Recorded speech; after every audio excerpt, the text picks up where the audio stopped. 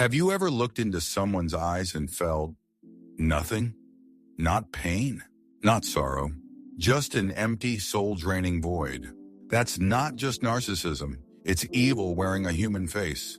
Listen carefully, because what I'm about to tell you is disturbing, unsettling, and absolutely critical to understand. There comes a point when a narcissist doesn't just do harm, they become destruction itself. When they abandon all conscience, when they embrace malevolence with open arms, they cross a line most people can't even comprehend. You see, evil isn't a myth. It isn't a metaphor. Evil is real, and narcissists make the perfect hosts. They lie without guilt, manipulate without remorse, and pursue power without limits. In this video, you'll learn to recognize the 3 terrifying signs that someone has given themselves fully to that darkness, and why, according to Stoic philosophy, your best protection isn't confrontation, it's removal. Because these people don't change. They consume. Number 1. They enjoy hurting you, and they don't even try to hide it anymore. These are not just personality quirks. These are not communication issues or childhood wounds that just need more love and patience to heal. These are not fixable with kindness.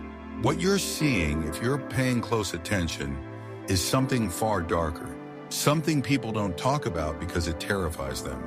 These are spiritual warnings, signs that someone has crossed an invisible threshold, one that most people don't even know exists, a line that separates the flawed from the corrupted. And once a person crosses it, once they surrender their conscience, their empathy, and their soul, there is no return. You are no longer dealing with someone who's confused or misguided. You're dealing with someone who has made a choice, a terrible one. Because when a narcissist gives themselves to evil, they don't just lie or cheat or manipulate. They don't just violate trust or twist reality. They begin to take pleasure in your pain. And that is when you know you're not in a relationship. You're in a war zone, and your soul is under siege. At first, it creeps in like smoke. You start noticing how arguments no longer seem heated. They seem theatrical, like they're provoking you on purpose just to watch the reaction. They mock you when you're vulnerable. They smile when you cry, not because they don't notice, but because your pain confirms something they crave: control. They don't just manipulate anymore. They savor the destruction they cause. There's a glimmer in their eye when someone breaks down, a smirk when they witness confusion or emotional collapse. That moment you start questioning your sanity, they lean in. They don't pull back. Because for them, suffering is not collateral damage. It's the goal. Most people hurt others accidentally, out of fear, insecurity, stress. They apologize. They feel shame. But these individuals, they do it because it feeds them. Your suffering is their energy source. Your emotional collapse is their sense of triumph. And the closer you are to them, your love, your trust, your loyalty, the more power they feel when they betray it. It's not a relationship to them. It's a battlefield. And every wound they inflict on you is a victory. And this is what makes them so dangerous. They're not always explosive. Often they are cold, precise. They know exactly what to say and when to say it. They make sure no one else sees it, so you look crazy. They humiliate you in subtle ways. They belittle your intelligence, question your memory, downplay your talents, but always with a smile, a joke, or a passing comment. And when you call them out, they act amused, like you're the problem. That's not frustration. That's sadism. And it should chill you to your core. From a Stoic perspective, this is not merely the absence of virtue, it's the deliberate rejection of it.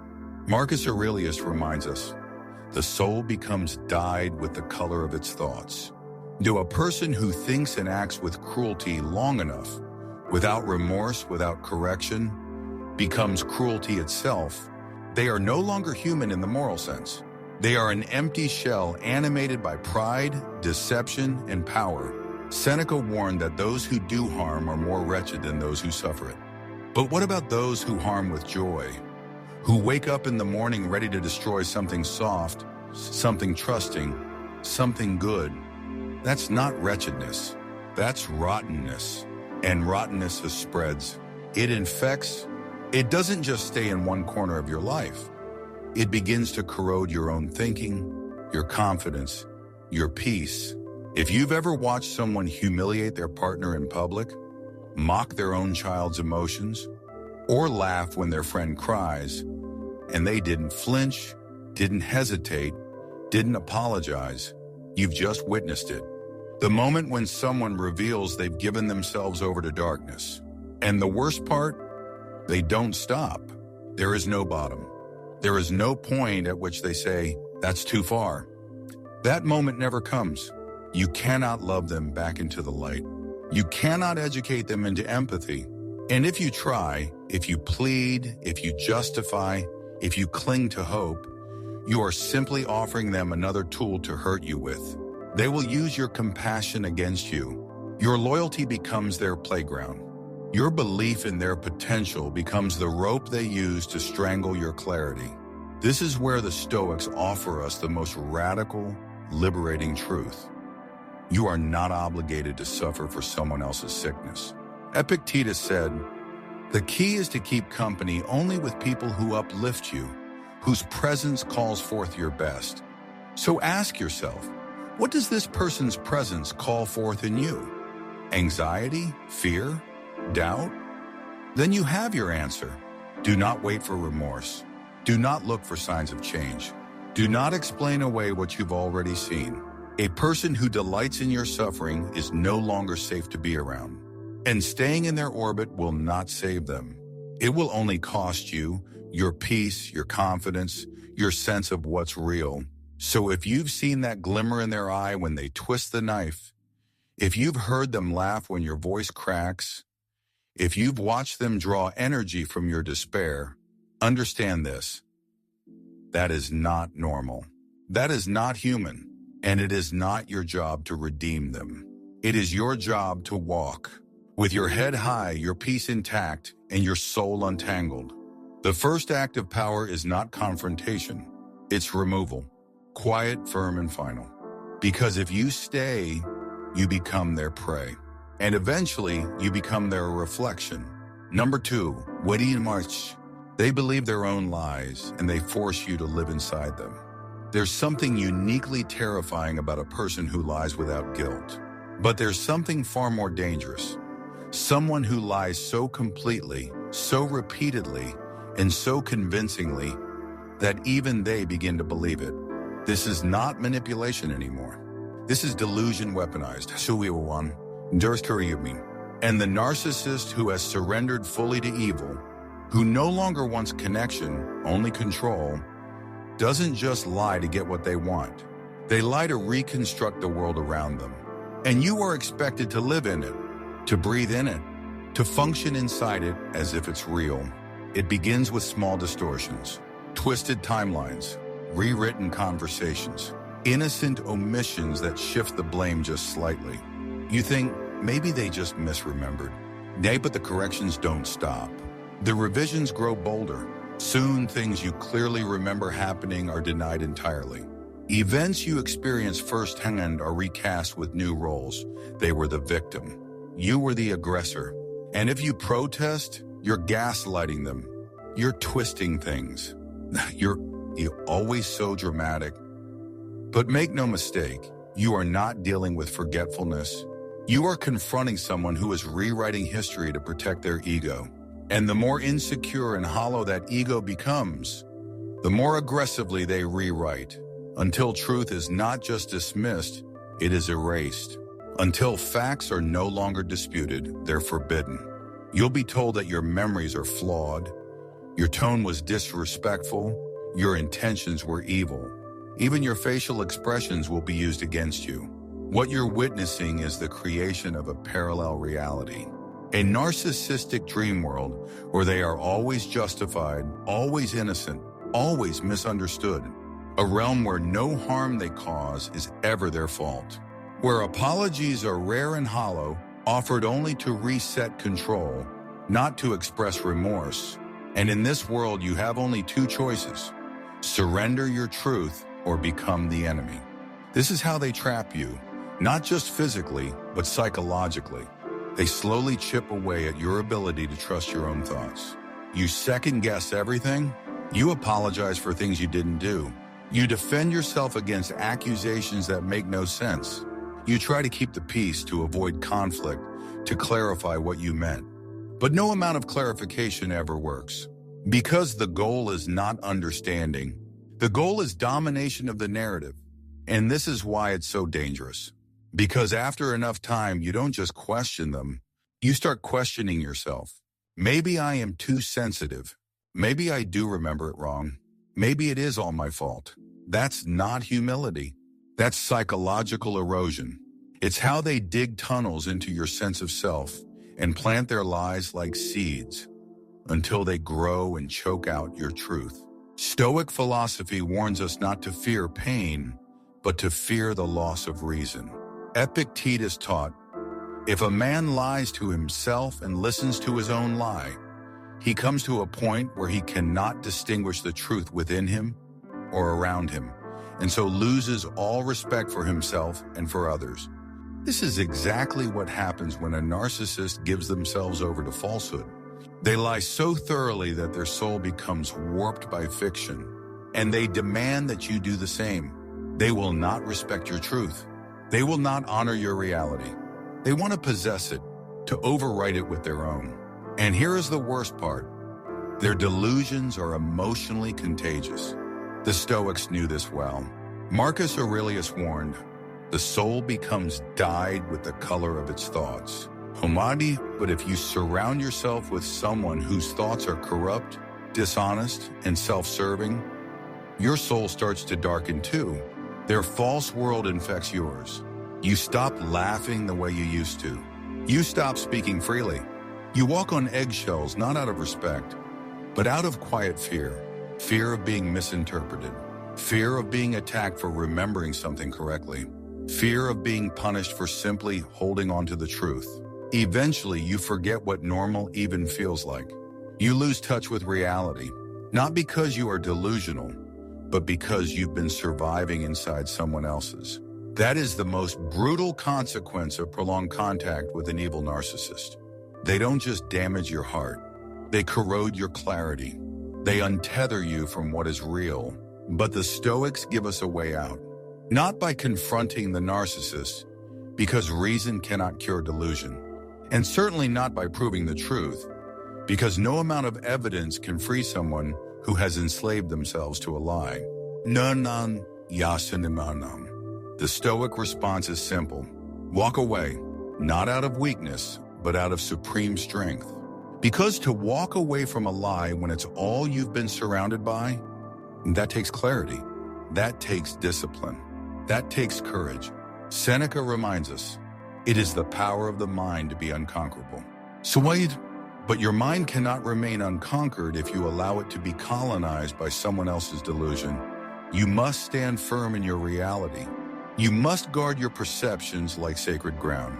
And you must be willing to let someone go, no matter how close they once were to you, if they demand that you betray your own truth in order to keep their love. Because that is not love. That is psychological slavery dressed in emotional intimacy. And the price of staying is always the same. Your peace, your clarity, your selfhood. So when they begin to rewrite your past, distort your memories, and demand that you play a part in a story you never agreed to, you don't argue. You don't plead. You don't try to get them to see the truth. You leave quietly, powerfully, unapologetically, and in that silence, you reclaim everything they tried to take. Your voice, your sanity, your truth. Number 3, they feel nothing, and that emptiness devours everyone around them. You want to know the final sign? The most disturbing, most soul-draining transformation of all? It's not rage. It's not cruelty. It's not the yelling, the gaslighting, or even the manipulation. Nanan yasanimanam. It's silence. It's absence. It's the vacuum where a soul should be. The final, most terrifying stage in the descent of an evil narcissist is emotional emptiness. They do not feel, they do not flinch. They do not care. They become hollow.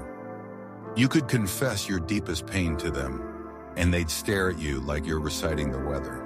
You could be trembling with grief, your voice breaking, your eyes pleading, and they would blink slowly and change the subject. Or worse, they'd watch you fall apart with the dead-eyed calm of someone watching an insect die. Not because they're tired, not because they're angry, because there is nothing left inside them that responds to human pain. You might think, no one can feel that little, but they can. They do.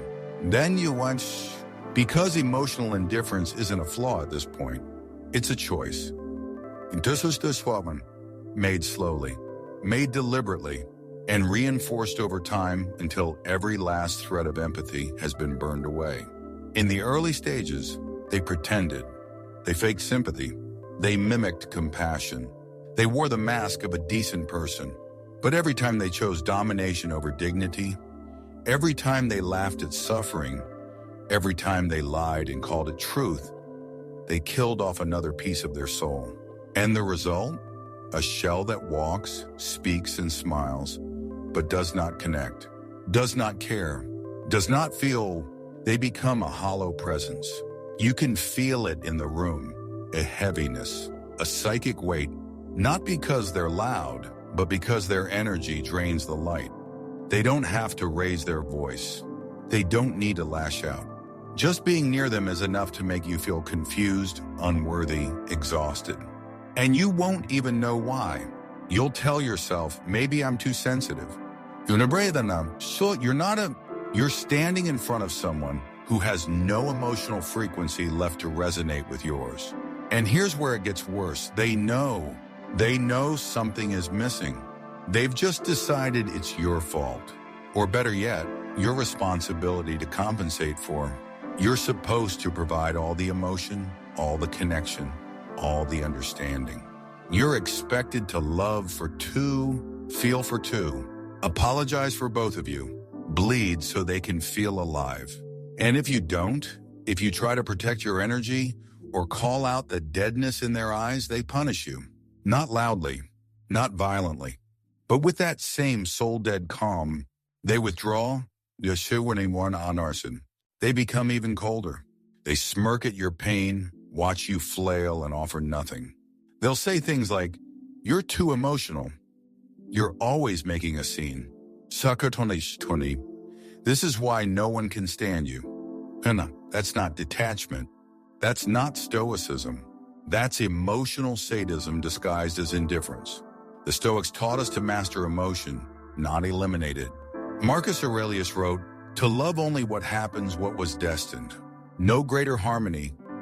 But these people love nothing. Not destiny, not beauty, not even their own lives. They feel nothing, so they destroy everything. And in their presence, your spirit begins to suffocate. Slowly, quietly. You'll notice you don't laugh the same. You don't dream the same. You doubt yourself constantly. You flinch at kindness. You expect coldness? Because their emptiness becomes contagious. The void inside them expands into you. And this is why the Stoics were so fierce about protecting the soul. Not from pain, but from corruption. Seneca warned us, he who fears death will never do anything worthy of a man who is alive. But worse than death is the death of conscience, the death of empathy, the death of truth. And that is what you are witnessing, a walking corpse with a heartbeat, someone who smiles but cannot love, who speaks but does not care, who listens but only to find weaknesses to exploit. This is not a person anymore. This is a void in a human shape. And it is your job to recognize that, because if you don't, you will fall into that void with them. They won't catch you. They won't pull you out. They will watch you drown and call it your fault. So what do? You don't rage. You don't beg. You don't try to make them feel something they no longer possess. You get still. You remember who you are. You remember that your soul is intact, that your capacity to love, to feel, to care is not a weakness. It is a signal, a warning, a contrast. The Stoic path is not about surviving the void. It's about refusing to step into it, about drawing the line and saying, your emptiness ends here. It does not consume me.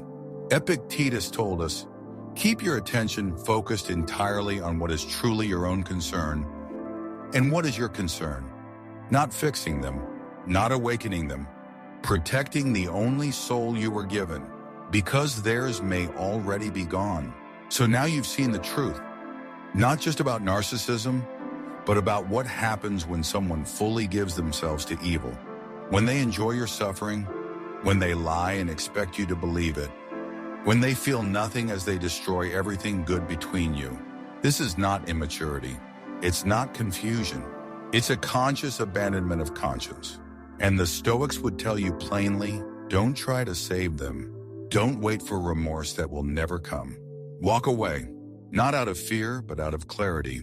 Marcus Aurelius said, you have power over your mind, not outside events. Vejui. And Epictetus reminded us that freedom begins the moment we stop clinging to what is not ours to control. Their evil is not your burden. Your soul is not their playground. Let them go.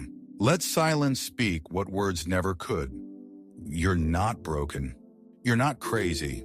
You're remembering who you are. And that remembrance, that return to yourself, is the beginning of your peace.